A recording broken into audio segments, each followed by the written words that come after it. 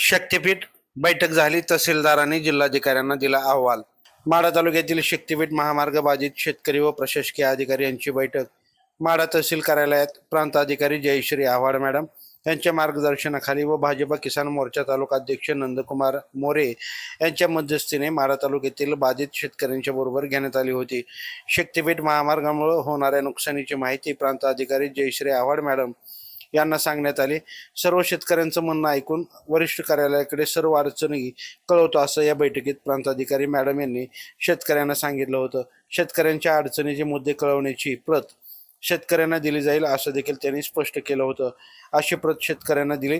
या बैठकीस प्रांत अधिकारी जयश्री आव्हाड मॅडम, माढा तहसीलदार संजय भोसले, माढा पोलीस निरीक्षक रोहन शिंदे, भाजपा किसान मोर्चा तालुका अध्यक्ष नंदकुमार मोरे, 22 ग्रामपंचायत सदस्य रसूल मुलानी, सोमनाथ शिंदे, विठ्ठल पाटील, निलेश झोडे, पिंटू मुलानी, माढा तालुक्यातील शक्तीपीठ बाधित शेतकरी मोठ्या संख्येने उपस्थित होते. 30 तारखेला झालेल्या या बैठकीत मौजे उपळाई खुर्द, उपळाई बुद्रुक, बावी, सोलंकरवाडी, आरण येथील शेतकऱ्यांशी चर्चा करत आढावा बैठक घेण्यात आली होती. या बैठकीत माढा तालुक्यातील शक्तीपीठ द्रुत गती महामार्ग रद्द करावा, सदर शक्तीपीठ महामार्गाला आमचा तीव्र विरोध असल्यानं तात्काळ GPS सर्वेक्षण स्थगित करावं, शक्तीपीठ महामार्गासाठी अधिग्रहित करण्यात येणाऱ्या साधारणतः 90% शेतजमिनी या बागायती असून आणि सुपीक जमिनी आहेत, त्यामुळे शेतकऱ्यांच्या अतोनात नुकसान होणार आहे. शक्तीपीठ महामार्गाच्या अधिसूचनेतील गावातील साधारणतः 80% शेतकरी अल्पभूधारक शेतकरी आहेत, त्यामुळे शेतकरी हे भूमिहीन होणार आहेत. तसेच काही शेतकऱ्यांची शेतातील बोर, विहीर यामधून महामार्ग जात असल्याने शेती उत्पन्नाचा मुख्य स्रोत नष्ट होऊन अतोनात नुकसान होत आहे. तालुक्यातील बहुतांश शेतकऱ्यांनी शेती सुधारणा व इतर अन्य कारणांसाठी अनेक प्रकारचे कर्ज काढलेले आहेत.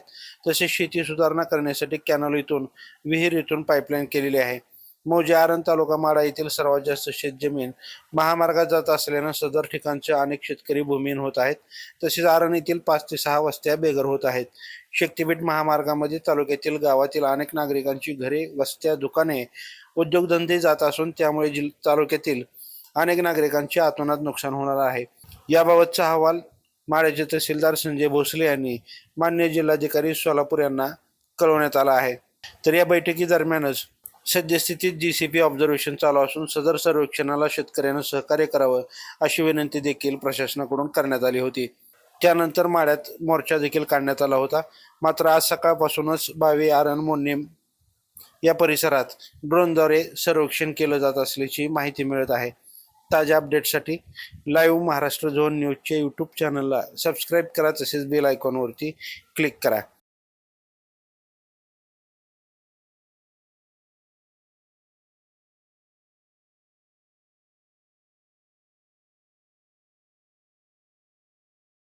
बघितलं तर फळबागा जास्त आहे आणि ह्या गावावर शेतकऱ्यावर कर्ज पण जास्त आहे आणि सिंचनची व्यवस्था पाईपलाईन कॅनलवरून आलेली जास्त आहे. तुम्ही याची माहिती घ्या. की काय आम्ही तोंडी बोगस काही सांगत नाही. तुम्हाला रेकॉर्ड तुम्ही बँक कुठं मागवा, सगळ्याच गोष्टी ते.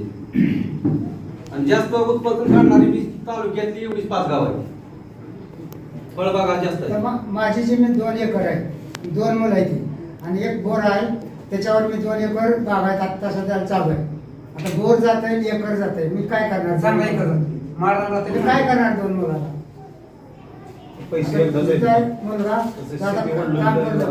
आम्ही समोर बघितलंय ज्यांना बाबा कॅनलचे पैसे मिळणार, रोडचे पैसे, यांचं ते पैसे जाऊन चैन करायचे लोकांना सवय लागली. पैसे जाऊन एकर 2 एकर गेले, त्यामुळे पैसे राहत नाही.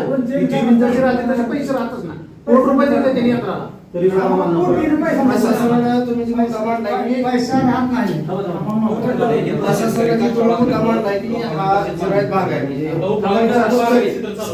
तुमच्या दप्तरी हा जिरायत भाग असा थोडस तुमच्याकडे अहवाल आहे किंवा तुमच्या बोलण्यात आता जाणवलं. जर तुम्ही वस्तुस्थिती बघितली आता उपळाई बुद्रुक, उपळाई खुर्द, रोपडे ही जी मार्ग आहे पूर्ण माढा तालुक्याचा, तर ते आता तुम्ही अहवाल मागवा किंवा तिथं आता सध्या कृषी विभागाने सर म्हणते तसं अहवाल घ्या. तर जवळजवळ 80 ते 90% सगळा बागायत भाग झालाय आणि ह्या भागाला आतापर्यंत पाणी नव्हतं. ह्या 3 ते 4 वर्षात पाणी आलं, शेतकऱ्यांना कुठलंच उत्पन्न नव्हतं. आता उत्पन्न यायला सुरुवात झाली, तोपर्यंत तुम्ही बागायत भागातनं हा हे नेताय, मार्ग नेताय. तुम्ही जे म्हणताय प्रशासनानं आम्हाला जिरायत भाग भरपूर दाखवलाय, ही जुनी वस्तुस्थिती असेल किंवा कागदोपत्री असेल, तर वस्तुस्थिती असेल की बागायत क्षेत्र जास्त झालंय.